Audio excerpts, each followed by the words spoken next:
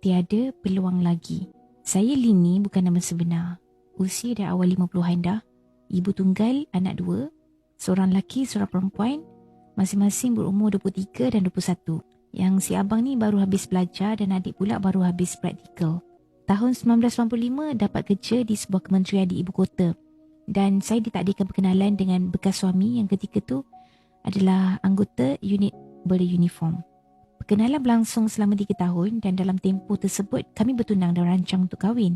Dan dalam tempoh perkenalan tu tidak sedikit pun saya tahu bahawa dia ni ada ambil. Dan tingkah lakunya tu langsung tak menunjukkan seperti dia sangat bijak menyimpan rahsia diri. Maklumlah saya sendiri tak ada pengalaman keluarga yang macam tu.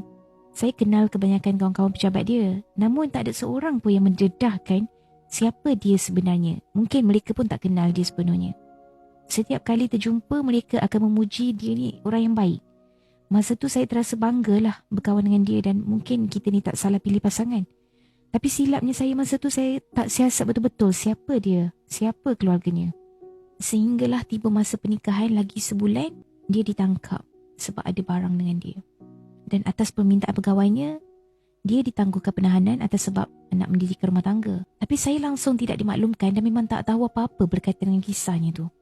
Sampailah hari pernikahan dan ketika saya pergi bertandang ke rumah dia, keesokannya, ada panggilan telefon yang ketika tu saya berada di sebelah suami dan saya mendengar perbualan mereka yang ada perkataan positif dan laporan. Masa tu saya macam dah tak sedap hati dah.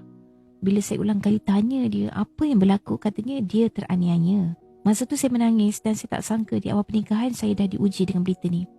Luluh hati ni. Masa tu saya tak tahulah nak menyesal ke apa. Sebab mungkin ini kesilapan saya yang tak bijak memilih pasangan hidup.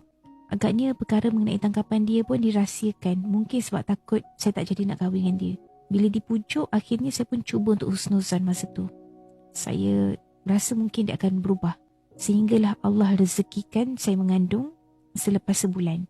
Bila kandungan masuk bulan keempat, dia telah diarahkan untuk dibicarakan dan sehari sebelum dibawa ke mahkamah, kawan-kawan pejabat dia datang jumpa saya dan memaklumkan berkaitan kes dia dan minta saya bersedia untuk ditinggalkan dalam tempoh tertentu bagi dia jalani hukuman setelah disabitkan kesalahan. Dia didapati bersalah dan ditahan di pusat tahanan yang kebetulan tak jauh dengan rumah dan bermulalah aktiviti saya melawat dia sambil bawa kandungan dalam perut yang ketika itu baru masuk 4 bulan. Sedihnya, orang lain kahwin dapat bersama suami. Tapi saya pula terpaksa menyewa bilik dan asyik ulang-alik melawat suami di pusat tahanan sambil bawa baby dalam perut. Tapi saya rahsiakan daripada semua orang termasuk mentua saya. Bila dah bebas, akhirnya dia diberhentikan dan selepas dia berhenti, maka bermulalah episod sedih dalam hidup saya bila saya didapati pula mengandung anak kedua. Saya masih bekerja. Bila dah terlibat dengan benda tu, memang susah nak berhenti. Hinggalah dia mula naik tangan, kaki, tangan, sepak terajang semua.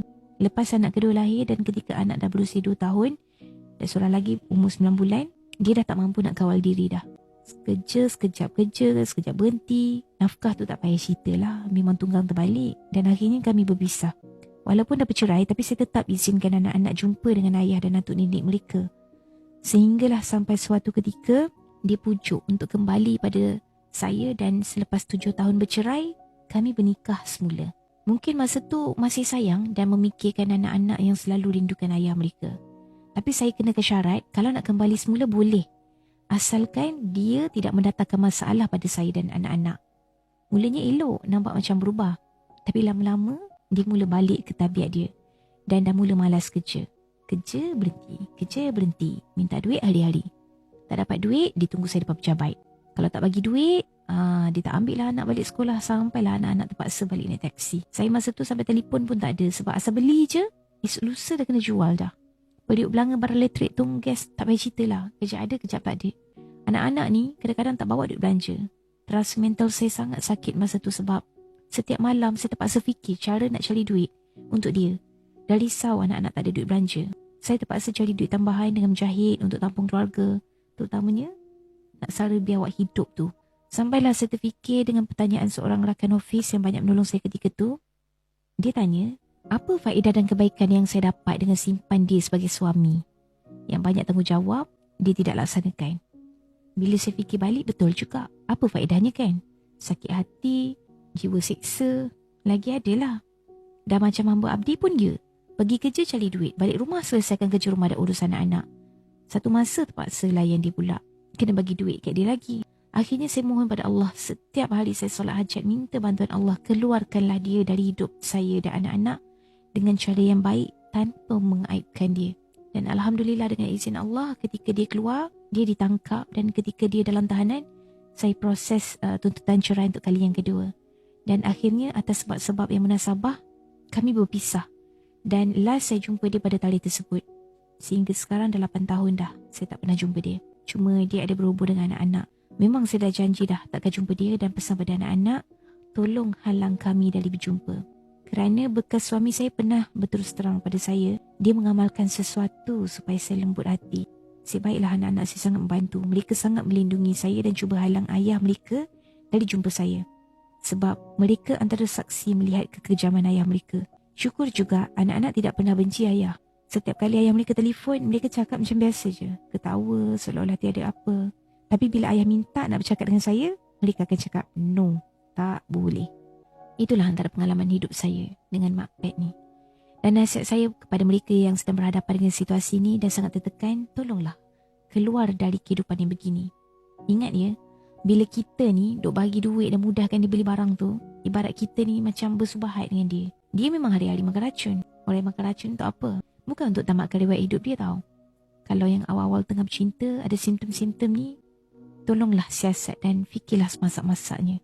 Jangan sesal di kemudian hari. Ingat ya, telajak perahu boleh berundur, telajak langkah merana hidup. Cerita dari Lini bukan nama sebenar.